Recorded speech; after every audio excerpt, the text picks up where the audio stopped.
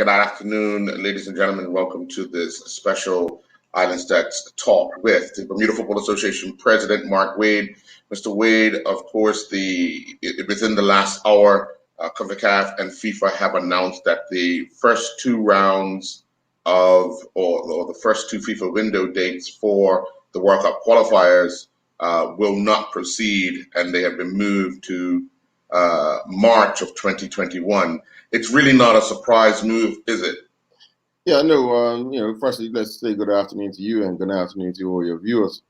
But no, it's not a surprise. We've been monitoring the COVID protocols in the countries that we have to play, and certainly within our president's chat group, we've been having some chats about how we're going to make this work.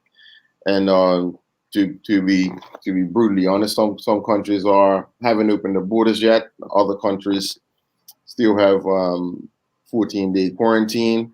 So no, not a surprise. We were always hopeful that perhaps FIFA and CONCACAF would proceed with countries that could play each other, but they thought it prudent to just postpone the whole thing and start afresh in March.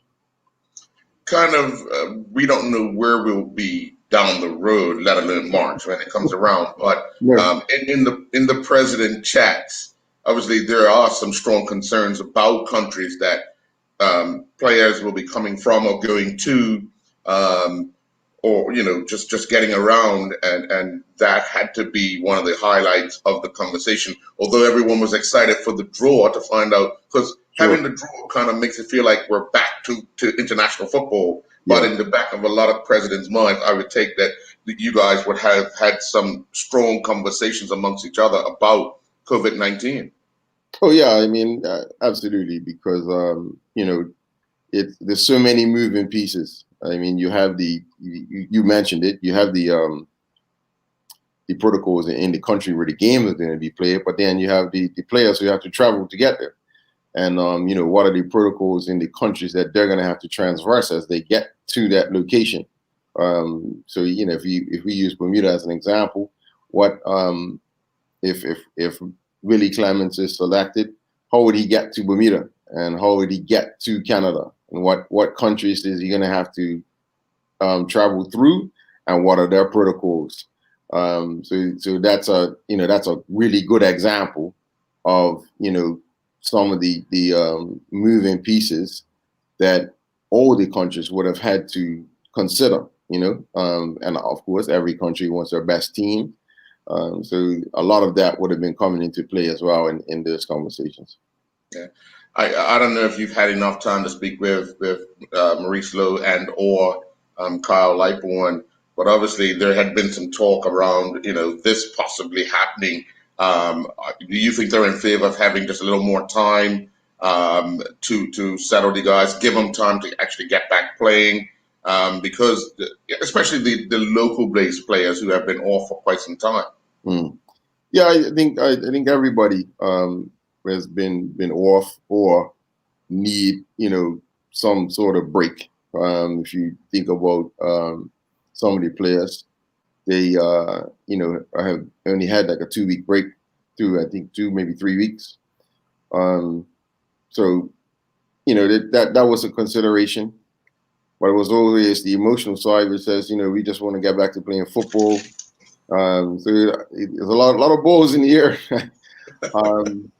I just had a quick WhatsApp with Maurice Lowe just to say heard he has confirmed that we're not playing in October and November, but I guess to a sense they would have the same view as I do, which is I'm not surprised. Well, your season has kicked off.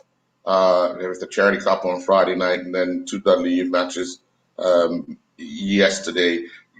Give us a sense of how your executive are communicating regarding football being back.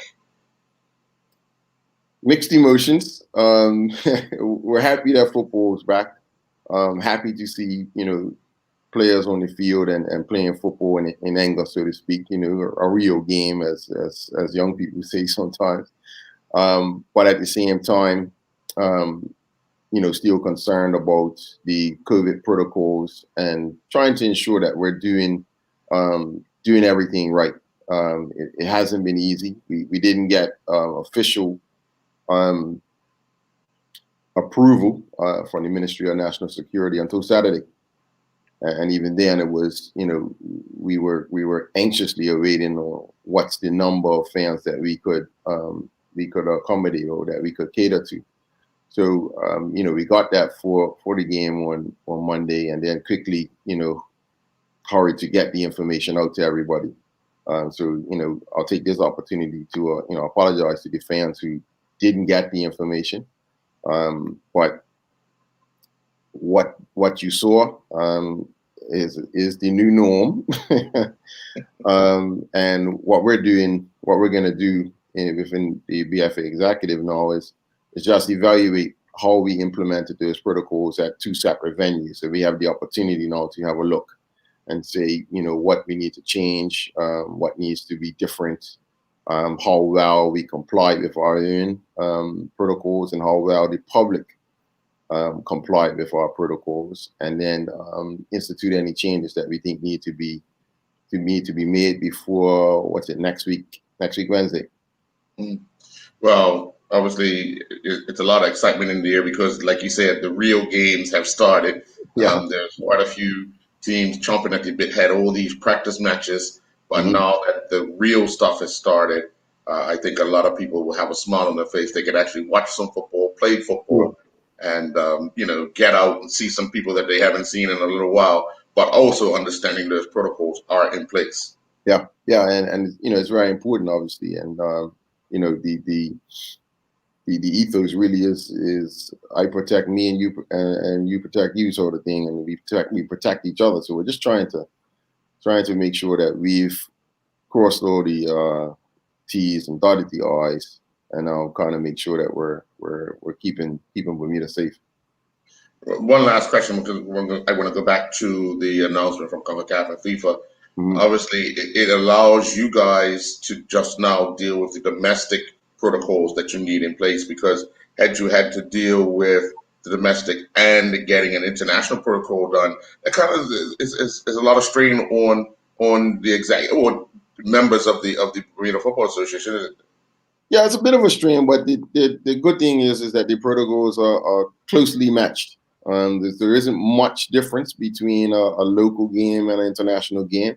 The only difference really is the travel that's involved. But the match itself, match day, our match day protocols align themselves very closely with international match protocols. And we're able to do that because we have the benefit of Shaquita Parsons, Troy Lewis, and David Saber. So our protocols at a normal Premier Division game on a Sunday are very close to what's required in international football. So it's not as bad as it might seem. Well, you were on hand on Thursday night when the referee chairman unveiled the referee academy. Just another step, another feather in the cap for the Bermuda Football Association to get something like this off the ground and running. Oh yeah, I mean this is all part of the journey. We have the ultimate goal that we put in our strategic plan, that we want a team of officials, and we also want to see a female on the FIFA list as well. So those girls are set in stone now, and the referee academy is a step along that journey. It's exciting, and to watch them. They were already proud to be a part of the academy, but they are now proud to put on a uniform that says that I'm a part of the academy. Is another step as well. So we're looking for good things, and we're looking for young people to step into the academy as well. I know that the instructors and the referee chairman has his eye on some 15-year-olds and some 14-year-olds who are already showing some promise. So it's exciting, very much so. Well, thank you very much for your time, and obviously we'll keep a lookout down the road to see when FIFA and CONCACAF will make whatever announcement. Has there been any talk of the draw possibly changing now? Because it's going to be a different timeline for the World Cup, isn't it? Yes. There hasn't been any talk of the draw changing. Some months ago, where we had a brief discussion about whether or not a single country hosts a whole group. So that might be something that comes into play in March. We'll find out more about that as time goes. So. Okay. Well, we'll keep an eye out, and obviously we'll stay in touch with you. And I know I have another call sometime soon with Mr. Montagliani. So and Sure. get his jersey. Come on, man, you're putting me on the spot. Yes, I have to get him his jersey. All right. Well, thank you very much, Mr. President. Enjoy the rest of your day. Sure. Thank you, and you too as well. All right.